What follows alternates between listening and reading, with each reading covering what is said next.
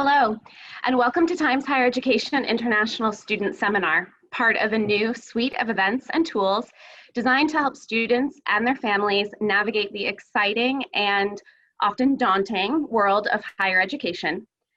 I'm Janie Ramacciotti, Head of Content for Student Events here at THE, and I'm very happy to be joined by a panel of experts to discuss everything you need to know about studying in Canada. THE has been a trusted resource in education for nearly 50 years, and many of you are hopefully familiar with the THE World University Rankings, which provide performance metrics on hundreds of universities around the world. More on the rankings and how they might be of use to you during your search shortly. Today's session is co-hosted with our partner ApplyBoard, the largest online platform for international student recruitment. Together, ApplyBoard and THE are helping students throughout their education journey, from finding the right university and course to obtaining a visa and understanding your funding options. We're also joined by HSBC, the leading financial services company, and we're fortunate to have a representative from HSBC on today's panel to discuss some of the banking and financial services available to international students in Canada. We know that the current circumstances have made the decision to study abroad even more difficult, and we hope that today's session will both shed some light on the current state of affairs at Canadian universities, but also provide some reassurance that studying in Canada is still an incredibly worthwhile and rewarding pursuit. Before we dive in, I want to give you an idea of how our session is going to run today. In a moment, I'm going to hand it over to my colleague Seeta, Student Content Editor at THE, so that she can give us an overview of the higher education landscape in Canada and some insight into the performance of Canadian universities in the THE World University Rankings. Following that, we'll have a few remarks from Joe Johnson, Chairman of the Advisory Board of ApplyBoard, and then we'll dive into the Q&A with our panel of experts. Please use the Q&A function to post your questions throughout the session, and you can use hashtag THE Student Seminar on social media, and we'll keep an eye out for your questions there as well. Without further ado, I will hand it over to Seeta. I'm Seeta Bhardwa, the Student Content Editor here at Times Higher Education, and I'm going to provide a little overview around international students in Canada and the performance of Canadian universities in our World University Rankings. So here are some slides to demonstrate Canadian universities' performance in our rankings. So Canada is increasingly becoming a popular destination for international students. In fact, it is now the third most popular destination for international students after the US and Australia. This number has tripled in the last decade to reach 642,000 students in 2019, according to Immigration, Refugees and Citizenship Canada data. This is a 13% increase from the previous year. The highest number of international students comes from India, followed by China, South Korea, France, and Vietnam.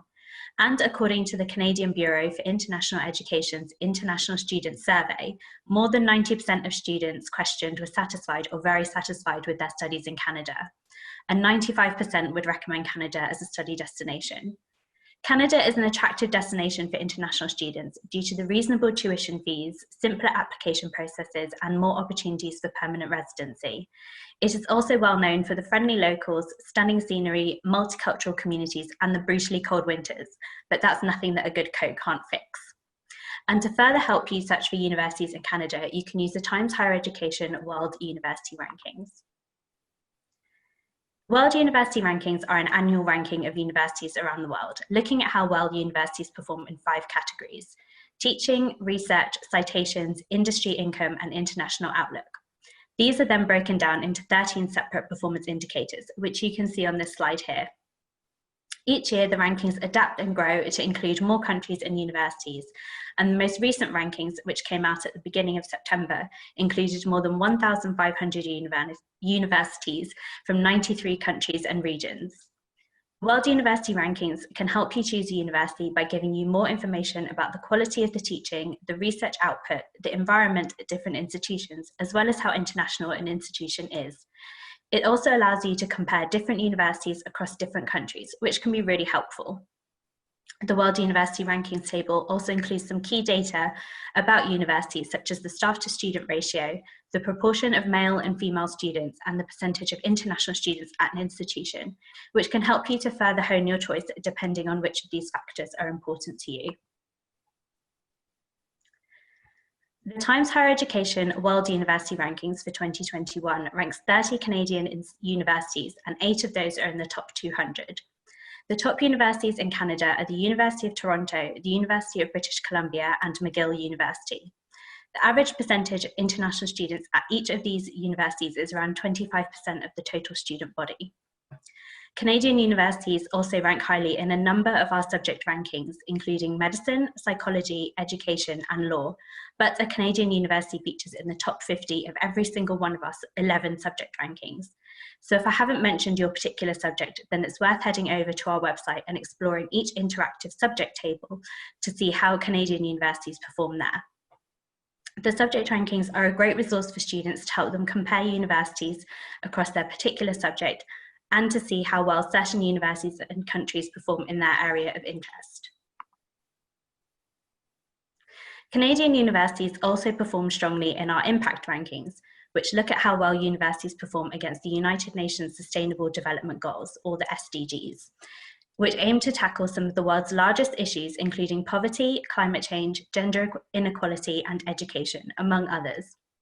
4 Canadian universities feature in the top 20 of the overall impact ranking, and Canadian universities also top a few of the specific rankings tables, including the table for SDG 11, which is Sustainable Cities and Communities, SDG 13 for Climate Action, and SDG 14 for Life Below Water. We have more rankings than the ones that I've mentioned here, and you can find them all on the Times Higher Education website and access the fully interactive tables.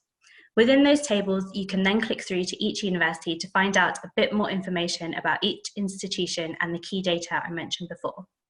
So if you are thinking about heading to university in Canada, then the World University Rankings, the subject rankings, and the impact rankings, as well as our other rankings, are a great resource to help you find a university that suits you, as well as exploring which universities value the same values you do and places the issues that matter the most to you at the top of their agenda. You can also check out the student section of the THE website, which is dedicated to helping students find the information that they need to study abroad. So there are lots of guides around applying to universities, information on scholarships, finances, student life, and student blogs that offer a first-hand account into what it is like to study in a particular country. There are lots of blogs on there from international students from India, China, and Europe, studying in Canada, sharing how they navigated moving there and how they settled into university life. And of course, with the COVID-19 pandemic, there are questions around how international study will look over the next few years, as universities aim to do much of their teaching online, are implementing social distancing measures across campus, and international travel is still fairly restricted. We don't know how things are going to look going forward, and so many students may be feeling uncertain about considering studying abroad. And if you are feeling this way, then please do ask any questions to us later on in the session. Although universities in Canada are tentatively opening their doors to international students, I'm sure you still have many questions about how this will look and what this means for you. If you have any further questions about the rankings and how you can use them, then please do ask during the Q&A portion of this webinar, and that concludes my little presentation. I will now hand you back to Jamie, who will introduce the rest of the panelists and go through some of your questions. That's great. Thank you so much, Seeta. I think that's incredibly helpful in terms of setting the stage for the rest of our session. And of course, Seeta will stick around to join the panel discussion and provide further insights for us later in the session. I now have the distinct pleasure of introducing Mr. Joe Johnson. Joe is the chairman of the advisory board of ApplyBoard. He's a senior fellow at the Harvard Kennedy School and President's Professorial Fellow at King's College London. He was a member of Parliament between 2010 and 2019 and held key ministerial offices in each of the last 3 Conservative governments, attending cabinet as Minister of State for Universities, Science, Research, and Innovation. We are delighted to have him with us today, and before we jump into the Q&A, he's going to share some remarks. Joe? Very good. Well, thanks, Jamie, and good morning, everybody. It's a great pleasure to be here today. I'm going to say a few words about ApplyBoard and the partnership with the Times Higher Education. First of all, about ApplyBoard, it knows everything there is to know about being an international student. It was founded 5 years ago now by 3 brothers, one of whom, Meti, is with us today, who themselves were international students who came to Canada from Iran and experienced the journey and all the difficulties that international students can have along the way in making their way to study overseas. They have 100% understanding of what it's like to be in the shoes of international students. And that's what gives ApplyBoard some of its unique strengths. ApplyBoard is really breaking down the barriers for students around the world, allowing them to pursue a world-class education across a number of countries, not just in Canada, but also in the UK, where, as Jamie said, I was higher education minister under 3 different prime ministers, as well as the US, Australia, and other countries. So it's a genuinely global operation, and to date it's assisted over 120,000 students around the world along their educational journey. On the ApplyBoard platform, you're going to be spoilt for choice. It has over 1,200 of the world's leading educational institutions with over 50,000 programs for students to choose from. So whether it's law, finance, business management, or medieval literature, everything is covered at all levels and all aptitudes. ApplyBoard has a terrific team of experts that can provide students and applicants with support along every step of the way, including by simplifying the search process, by matching students to the very best schools and programs using state-of-the-art artificial intelligence technology to do so. It enables students to apply with a single universal application to multiple programs and schools, and it will ensure that applications are complete and paperwork is in order prior to submitting an application, so students can get a quick response from the universities of their choice. So a few words on the partnership with Times Higher, which has been announced in the last few days. This is a very powerful proposition. It really brings together, to my mind, 2 of the biggest players in the realm of education today. It brings them together to break down and lower barriers to access. Working with Times Higher, students visiting the Times Higher's website, looking to study in Canada and in other countries across the world, including, as I said, the UK, will be able to opt in to receive assistance from ApplyBoard via referral. So together, by creating a seamless digital journey that lowers barriers to participation in higher education, Times Higher and ApplyBoard can ensure that both companies are doing everything they can to help students at what, as Jamie said, is a very, very challenging time for everybody. So a few comments in general about international study right now in the context that we're all finding ourselves in. I think the breadth of attendance on this webinar with well over 1,000 people registered from all around the world is testament to the importance that we all attach to international study opportunities. Global education leads to wealth, health, and mutual understanding. It builds foundations for cultural and economic enrichment. And that's what motivates me to be playing my relatively small part as chairman of the International Advisory Board of ApplyBoard. I know how much employers value the international experience and exposure that international students bring to their companies, just as universities and domestic students value the perspectives and diversity that overseas students bring to the learning environment.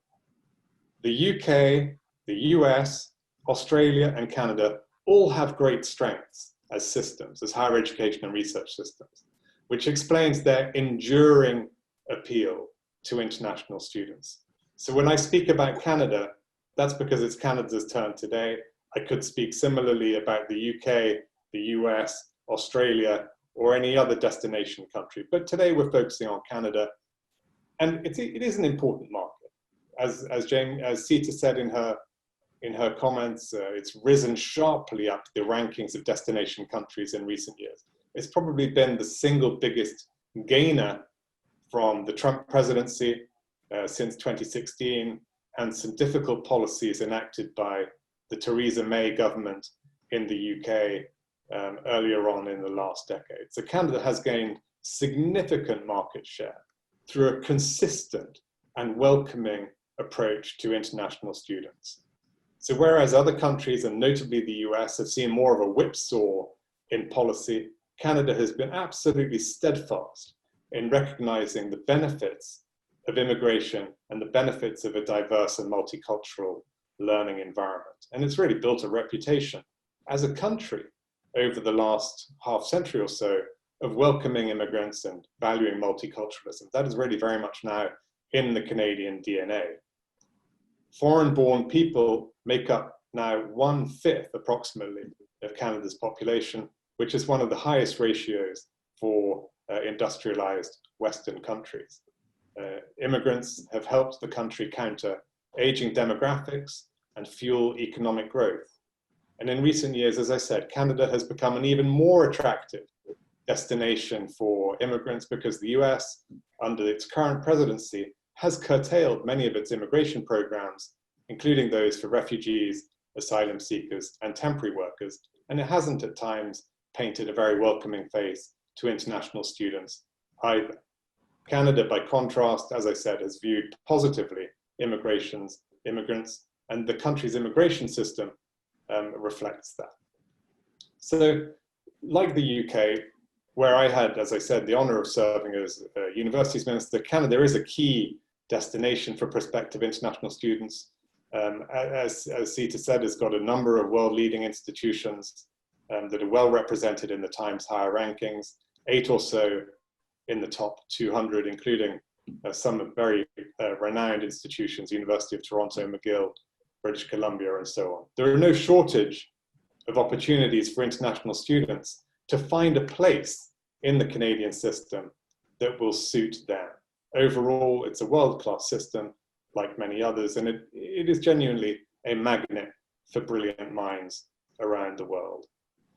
Canada is not resting on its laurels. It recognizes that competition for the brightest and best students from other countries is always intensifying, and in recent months, Canada has been proactive in ensuring that its policy is competitive and ensuring that it offers an accessible and welcoming immigration regime.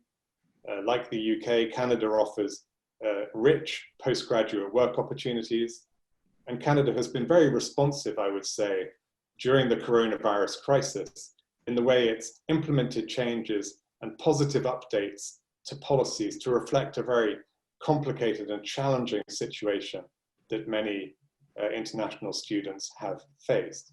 For example, it amended travel restrictions for international students coming to Canada, making it easier for them to virtually attend Canadian universities, whereas Washington, by contrast, at one point was actually seeking to deport international students taking only online courses at US universities. You could not ask for a more stark contrast in those two governments' approach over recent weeks. ApplyBoard has been working very closely with the Canadian government to ensure that policy is responsive and will continue to do so over coming weeks in this challenging time. Thanks. Great. Thank you. Again, I think it's just a really great way to set the scene for students who have joined us today. And it's really a perfect segue into our panel discussion. I'd like to introduce the rest of our panelists now. We've met Seeta and Joe. They will be joined by Meti Basiri, who is the co-founder and CMO of ApplyBoard, and by Sandip Chaudhury, Head of International Wealth and Personal Banking for HSBC Canada. I'd like to start, we've got a lot of questions coming in from students, and we're going to get into those in just a second, but I'd like to start with a few questions of my own to get the discussion started. And Sandip, I'd like to start with you. I know that a lot of the questions that will come in from students today are going to be around some of the practicalities and logistics of moving to a new country to pursue a degree, and that can be a real source of stress and uncertainty for students. I wonder if you can tell us a little bit about some of the services and the ways that HSBC can help, specifically focused on international students, and how these might help alleviate some of those stressors and uncertainties. Yeah, for sure. I think, as Joe was talking about, that the current times have really put in a lot of stress and a lot of questions in people's mind. And, the moment you think about overseas education, automatically banking comes in the forefront, because the money movement is what actually helps you to get into the programs of the colleges, the universities that you want to attend. And it also follows with something more, which is when you're moving to a particular country and then settling into that country and getting all the financial pieces that you really need to be taken care of. And we are proud to say that HSBC plays a very critical role, because first of all, we are one of those top international banks with most presence. So the countries from where students are coming into Canada, HSBC does have presence in most of those countries. So to start with, we obviously support students by opening their accounts if they want to have an account to be there in Canada before they arrive. So we do have that service, which helps them to connect before they even come into the country. We are also a part of the Student Direct Stream program of Canada government, where a lot of students are availing that to get the visa fast tracked. And we are one of the financial institutions, major financial institution, which is a part of that program too. The other part, which also becomes very important when you're coming into a new country, especially in Canada, building your credit history is very, very critical and important, especially in Canada, because students, as you mentioned, Jamie, in your opening note, that a lot of people move into Canada as students because of the permanent residency route, because the government is so supportive in that. And that's the reason why building your credit history right at the beginning is very critical. We are also very proud to say that we provide credit cards to our international students without any credit history, and we also do have some very strong and interesting uh, bonuses, which helps them to set up their banking relationship in the country. And then with students, it also comes in where the parents wants to down the line probably buy a property to make sure that the student has a place to live. And we do have policies which supports mortgages and any other product and service that a student might require from a banking piece. So those are the top 3 or 4 things that I would point in: the study direct stream, the student GIC program, the credit cards, the mortgages, and obviously the facility of opening an account even before moving into the country. That's great. Thank you. Meti, I'd like to move to you now. I sort of alluded to, and Joe certainly talked about in his remarks, just kind of the difficult circumstances that we all find ourselves in and the impact that this has had on higher education. I'd love to hear from you just a little bit about what you're hearing from students and universities in Canada, how they've responded to the current health crisis, and maybe if you can just shed any light on kind of the current state of affairs at Canadian universities. For sure. Thanks, Jamie and Seeta for organizing the event. Thanks, Joe, for your remark, and absolutely pleasure being with Sandip and the rest of the group here.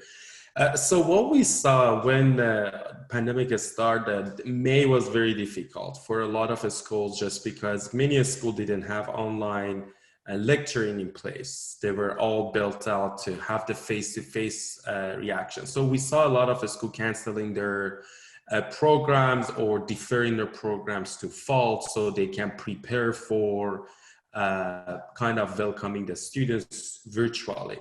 And then the other hand, the students had a lot of uncertainty. But when we look at the fall intake, certainly we saw a mass number of students actually started the program virtually. And they started the program with a great initiative that Government of Canada did in terms of flexing the rules around the postgraduate work permit. If the students start online, they can come. And very recently, in the past couple of days, Government of Canada announced that they would welcome international students back to the country as of October 20, which is amazing news for students that they're eager to come to the country. So they are welcoming international students. And definitely we saw a mass number of students started the programs online this fall, much less deferral, and schools welcome it. And another great initiative that we have started seeing a lot of schools doing is investing in the students' experience online. We might just sometimes forget. I myself, as Joe mentioned, I came to Canada 10 years ago as an international student, so I couldn't believe that being the situation of the students that what they go through today. So definitely being on campus, it has a different vibe and different experience that you learn. But we have seen amazing number of initiatives by Canadian schools. They hosting yoga classes, they hosting chat groups, so students feel that they are still connected. And I think like Canada is going to be extremely in a great position post-pandemic. January will be much stronger, and Canadian schools are always welcomed international students. We have a number of schools that they have over 1,000 international students each. We're going to consistently see the growth in Canadian market. And as Joe mentioned, Canada's been always had one voice and one message. We welcome international students. We welcome immigrants. And if there is the students that they're planning to stay in the country, we'll provide you the path to get there. And I think that positive message and that one message with no changes in the past decade give the students more credibility and understanding that if I want to go and think of migrating, Canada might be my top of the list. If I want to get the world class, as you guys mentioned, there are 10 universities in Canada and many other institutions that they're known for their experience, I can go to Canada and study there. So definitely, I think post-pandemic, Canada is going to be much stronger, and it's going to be, has an even better brand. And government really did an amazing job. Even I'm just going to end it with that. Even when the pandemic started, they came with a wage subsidiary. They even gave it to international students. It's such a massive that you can't say you as an international student that you're not citizen or permanent residency of this country, you will still get some government fund as a help because you are in our country. You don't need to be worried about your meal or anything. So kudos to the government of Canada for a great initiative, and we work very hard to welcome as many as international students in upcoming years. That's great, and what a great message to be getting out there, I think, especially at this time when a lot of students are really just feeling uncertain about their plans or feeling that their plans have been upended. I think that message is just a really, really positive one to get out there. Joe, I want to turn to you for a second. You know, as we're kind of just talking about the positive messages and the difficult circumstances, Times Higher Education has obviously reported quite a bit on the challenges that universities are facing right now. But we're also hearing, I think, some really exceptional stories about innovation and change and new ideas driven by universities during this difficult time. Can you talk a little bit about what you see as the role of higher education and universities and individual institutions in helping us to kind of get through this time, and the importance of that role during difficult times? Sure. Well, I think our university system is playing a key role, as is all of our educational system, first of all in staying open and in providing educational continuity for learners of all ages. I think it's obviously very challenging in many different countries, but institutions that are staying open are doing so under particularly tough conditions. And necessity is always proving the mother of invention. And the sector is innovating at incredible pace. Changes have taken place over the last 6 to 8 months, which we've been waiting for many, many years. The use of technology to facilitate online delivery of parts of the provision which can be best done online. Many lectures won't go back to face-to-face delivery, I imagine, because students have realized that they can access the content in a time and at a manner and in a location of their own choosing. And they can go back and they can search it. So there's lots of innovation that's taken place, which I think will ultimately prove to be something of a silver lining for the way we deliver education as a result of the coronavirus, and that is very much to be welcomed. Of course, our universities are also playing a critical role because many of them are the main instruments for our research activities as knowledge economies. A very significant degree of R&D in most Western countries takes place in a university context. And when we think today of how engaged our populations are with science as we search for a vaccine and a way out of this crisis, I think our universities are playing an absolutely critical role and engaging the public in their work, their crucial work in research as never before. And also, I think what they're demonstrating is the importance of global collaboration. The world is not going to get out of the coronavirus crisis through the work of any one single country in isolation. It's going to be a collective endeavor. And the collaboration of scientists at universities and institutions dedicated to research around the world is going to be at the heart of how we get out of the problems we're now in. Absolutely, thank you. And finally, we've got loads of questions pouring in from students, so I want to get to those as soon as we can. But Seeta, I think there are probably quite a few students on our session today who are just kind of early in the exploratory stages of considering studying abroad and looking at programs. And I think you did a great job of outlining the rankings for us and how that can be a great jumping off point for students as they are starting their research and learning about what's available to them. But what other criteria or points of information you think students should be looking at as they are really diving into their higher education opportunities? Yeah, there are a huge variety of factors that students can look at, and it can feel quite overwhelming. When you're thinking about choosing university, it's a huge decision to make, but there are certain things such as like the living costs in the country that you're considering studying in, the different travel options when you're there, but then also thinking about student life itself. So the different societies that a university has on offer for students is really important and can kind of help you to enrich your student life. Also how vibrant the international student community is and how kind of involved that is really key to kind of help you build networks and connect with other students that are in a similar situation to you. Also looking at how your university performs in your particular subject can help you make a better decision. There are so many different factors, so I would say maybe pick 2 or 3 that are really, really important to you and do your research into those, and then maybe widen it out a little bit after that.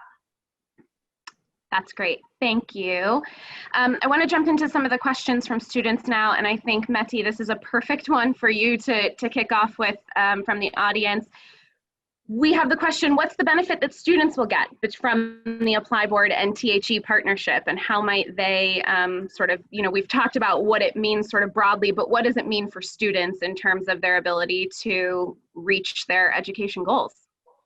Thank you so much, Jamie, for the question. It's a great question. So THE and ApplyBoard, we both share the same vision. We want to make sure we provide the best option and make the education accessible for our students. That's the first and most important things that this partnership came through. For the students that are going through a THE and ApplyBoard website, they would be able to find what is for them, what is good for them. A lot of times a student thinks just because my friend went to University of X, then I should go. But do you meet the requirement? Is that what you want? Is this best the schools that you would be successful? And I think like through our ApplyBoard website and with our partnership with THE, we're going to guide you through that and making sure that you get where you have to be and where you can be successful. Not just because you have a family, friends, or someone that gone through X university and that's where it should. And we're gonna help you through the whole process, hopefully till the time that you landed to Canada, UK, USA, Australia. We're gonna be with you, supporting you through the whole journey, because we understand, from our bottom of our heart, we understand going abroad is just not application. It's not just a visa, it's a journey.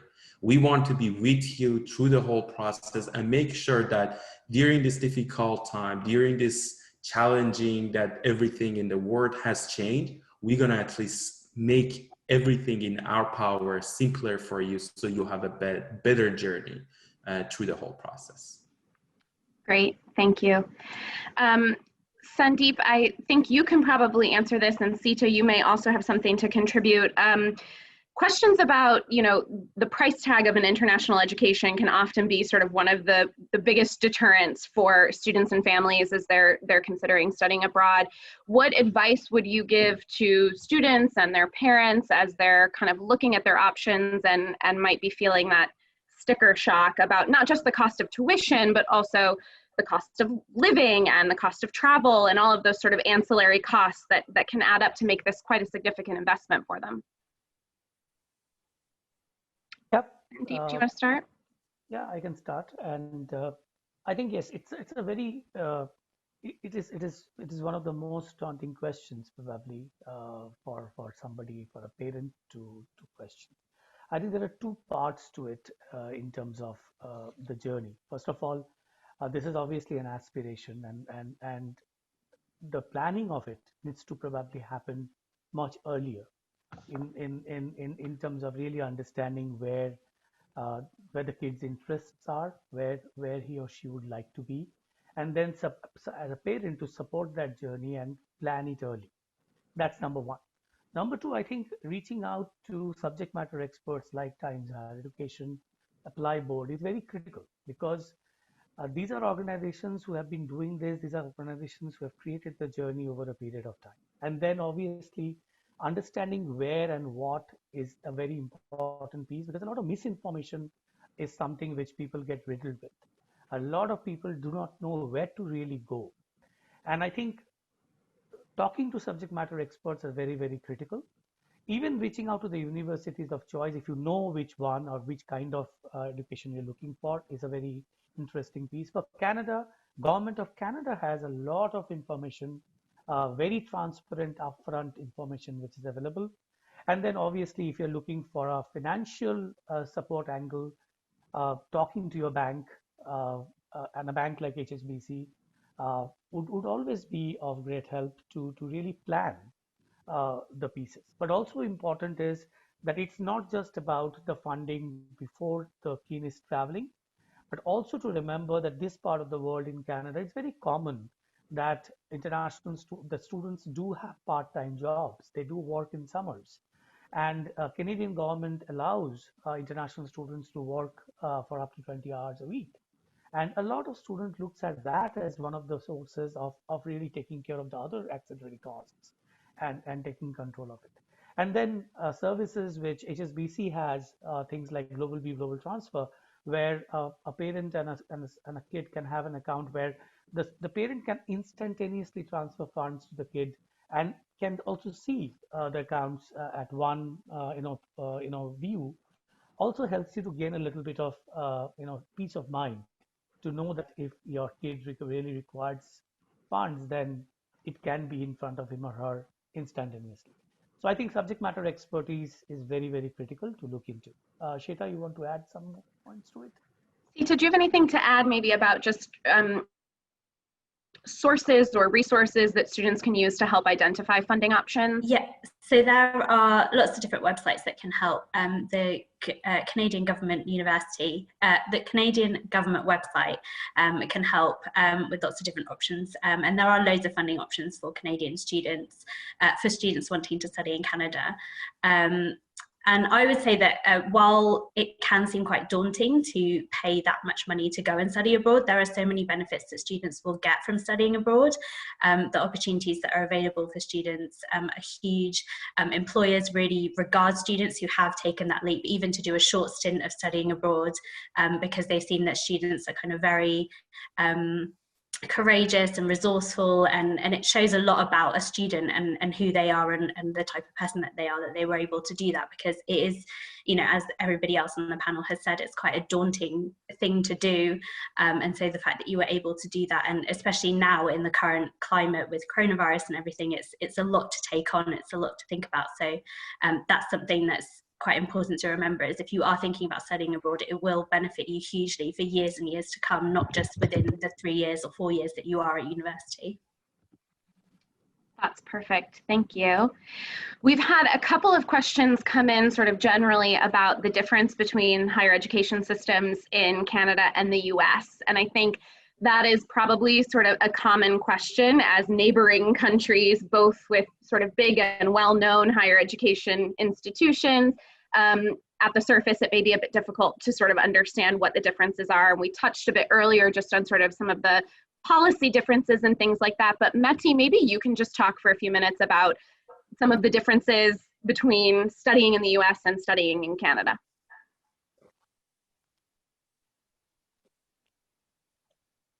Uh-oh, Meti. Yeah, I'm muted. Here we go. I'm back. It was bound to happen to is, someone. yeah, my knowledge is much stronger in Canada, but I'll share my 2 cents of thoughts around it. There's few different, significant difference in Canada and United States. The number one is United States, because of the population, there's over 3,000 post-secondary schools, higher ed schools. So the mass variety of the number of schools are very different. Versus Canada, which we really do have about 100 plus public institutions in entire of Canada that welcome international students. The second and most significant one is students are studying in Canada, they study 2 years or more, they have option to get up to 3 years work permit, which is very simple process, is not a lot of if involved. Whereas of USA, depend on the program that you study, depend on the schools, you can get option to up to 18 months of work permit, but close, you need to have a job offer. There is a lot more if involved and less clear path for a student. In Canada, we have a clear immigration path for the students or anyone else, whereas of United States, as Joe mentioned, there is a lot of uncertainty. When you come to education level, Canada has a program called postgraduates, which is 1 year program for a student that they have done bachelor degrees or they have undergrad, that they come in colleges or universities, they study 1 year of most of like a master, but they're called postgraduate. Whereas in the United States, there is a lot more master is more common in terms of the program. Also in Canada, the secondary schools are more school boards that you go, it's a grade 1 to 12. In USA, there's a lot more private high schools, that there's more of boarding system. In terms of the undergrad, it's very similar. Canada welcomes a lot more international students to community college, whereas of United States, but US has a lot more ranked universities for say, tuition fees are much higher in US, both because of the currency is richer in terms of US dollar to Canadian dollar. Also like there's like schools that their tuition fee could be $80,000-$90,000 for your undergrad on their first year, whereas of Canada, the best universities with the best program could cost you $40,000. So these are generally speaking that comes to my mind in terms of the difference of the two, but definitely if any student is considering between Canada and United States, message us. We have expert that can give you more detailed answer than me, because my knowledge, unfortunately, is not much. No, that's perfect. That's perfect. Joe, I wonder, you might be able to comment on this one. We have a question from the audience that says, the US has adopted a hostile set of policies toward immigration under its current administration.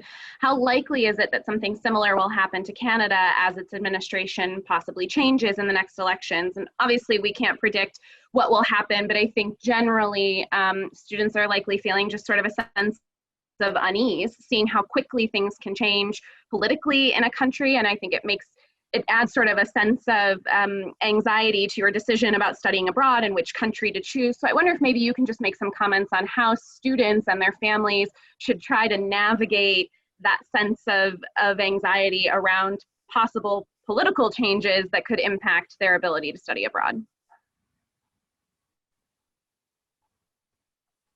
Sure. Of course, we have a US presidential election in less than 20 days as well, which may change the nature of the US approach to international students and immigration. We don't know yet.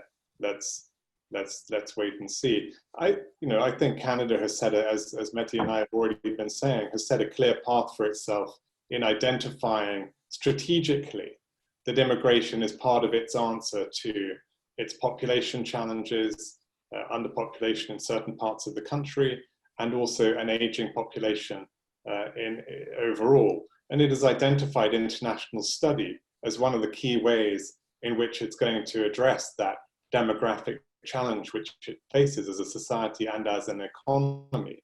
And I don't see that is likely to change. Canada has set a clear course for itself. As I said, it's in its DNA. It recognizes the benefits of a diverse and multicultural society, and universities are microcosms of Canadian society in that respect, and I don't anticipate that changing. Excellent. I think that's very reassuring for students who are listening in today. Meti, I think, a sort of quick fire question for you from Katie in the audience. She asks, can ApplyBoard do anything to support students who want to go abroad to study at the doctoral level? And if not, is this something that you may look to expand to in the future?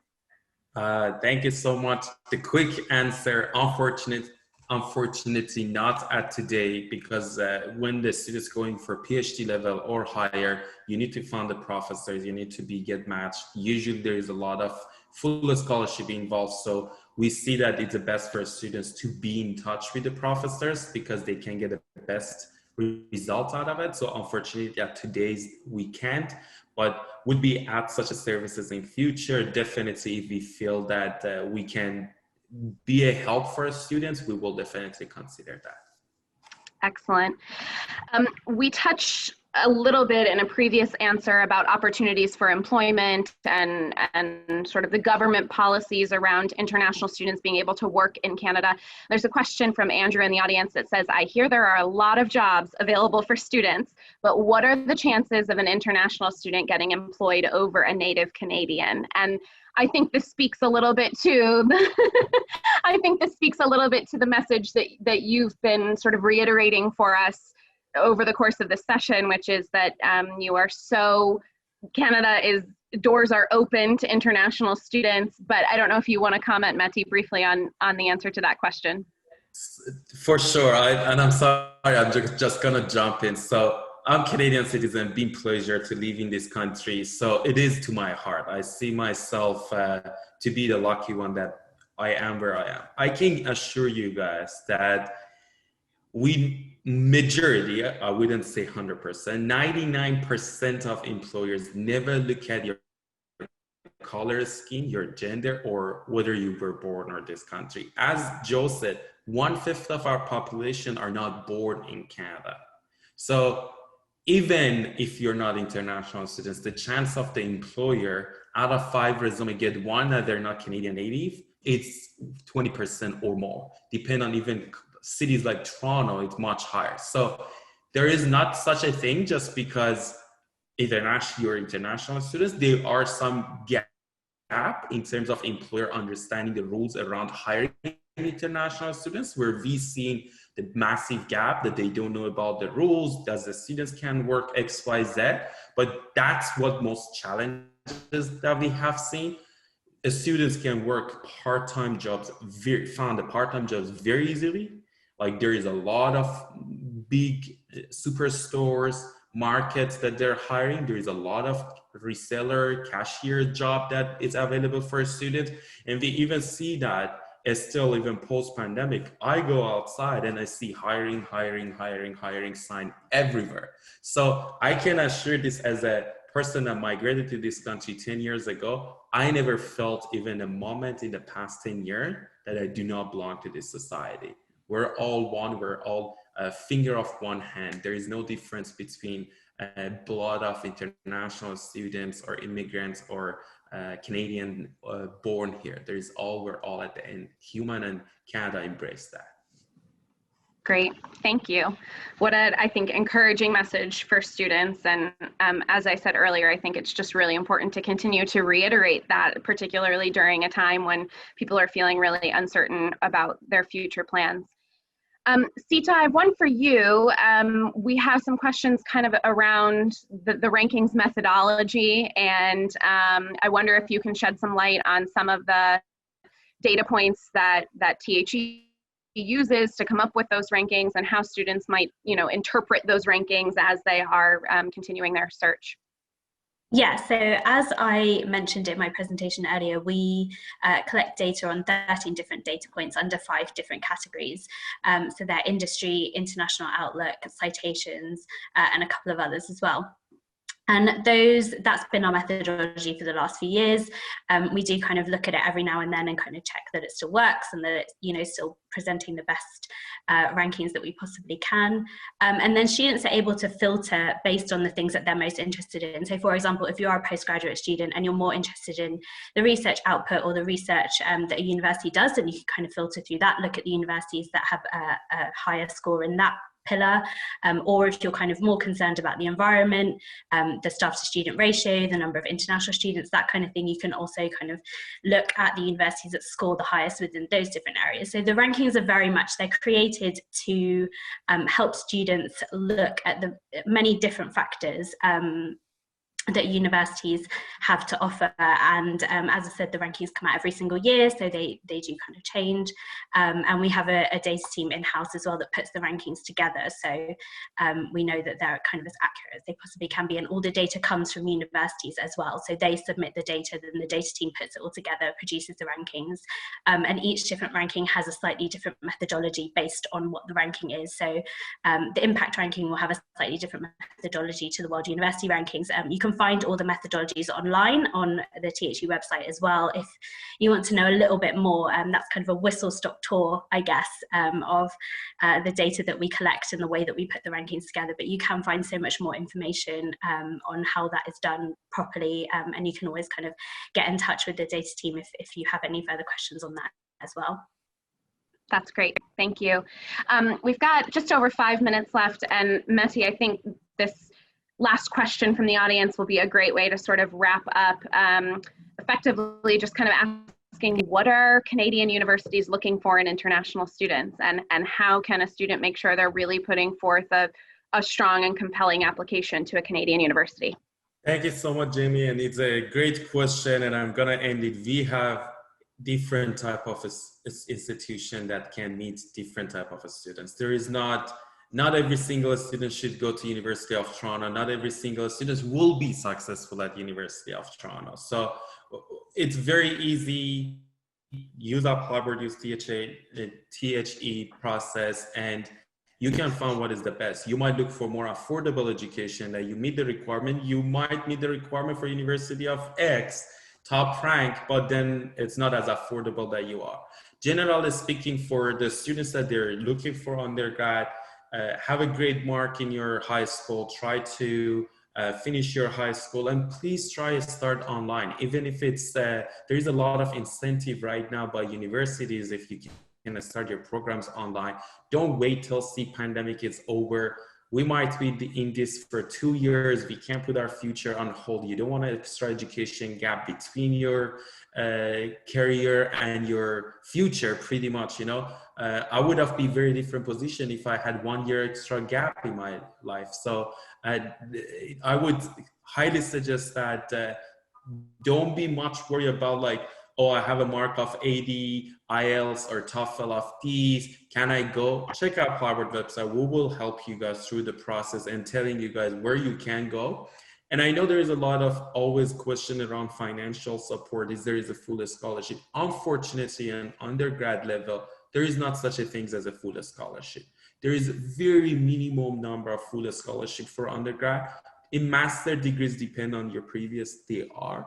But if you are having enough money, as Sandip says, to cover your education costs and then accessory fees and other fees are challenged, you could count on the part-time job. Again, I'm not saying it as a guarantee. Don't take my word as Meti said, guarantee I'm gonna find a job. But majority of the students that are willing to find a job, they have. So my message to everyone, don't put your future on hold. Try whether Canada, UK, Australia. If you're planning to go abroad, do it now. There is a lot of things gonna change.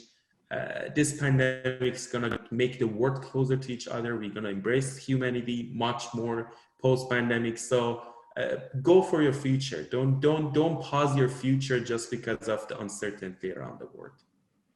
That's great, thank you. And there's, I think, just a brief follow-up to that, which is a question about just how does a student go about getting connected to ApplyBoard and getting support from ApplyBoard as they're planning their search. So do you want to just tell us quickly how students can connect with you all? Sounds good. I feel bad I'm answering all the questions, No, but it's great. so it's very simple. Just go to our ApplyBoard website, and then on the top you can create an account. If you don't want to create an account, you can go to our search and then put where you're from, what are your education background, what you want to study. You can narrow it as even a city that you want to go. If you know where you're going, the program, disciplines of your study, you can put as many information that you would like. We try to give you the schools, and then when you satisfy, let's say university or college of X is my choice, you click on it, you upload what document is necessary. You don't need to provide more document. We tell you exactly, you need SOP, you don't need that, you need any document that is required for that program and that school based on your nationality, and then we support you through the whole process. If 1 out of million you didn't meet the requirement, our team will support you through the process and making sure that we found you a close and similar option that you can find the options and change your schools. We're gonna be through the journey. We have a actual human customer service for you. It's not all websites. So where you found the issue, you can contact our support and we will be in touch with you in a matter of hours, and we try to support you guys through the whole journey. Excellent, thanks. We are running short on time, and so I just want to say that, you know, there were quite a few questions that we weren't able to get to today, but of course, Times Higher Education and ApplyBoard are an available resource to you throughout your search. So if your question wasn't answered today, please do connect with us on social media, get in touch, make sure that, you know, you have your questions answered and that you feel like you have the support as you're considering your options. I want to thank the audience very much for your thoughtful and relevant questions. Like I said, we're here to support you no matter where you are in your education journey, and especially now that Times Higher Education and ApplyBoard are teamed up, you really have kind of a double layer of support in your search for the right program. And of course, a massive thank you to our panelists for your time and your expertise today. We know that it's a really challenging time and that there are some very challenging questions about the future and about what may or may not be happening in a few months' time or in a year's time. But your expertise really does provide a lot of confidence in Canadian institutions and in the experience that students will have there. I think, you know, the overarching theme of the last hour is really, again, that Canada's doors are open to international students and that you're going to have a really welcoming and great experience there. So our thanks to all of you for your participation, and we will see you again soon.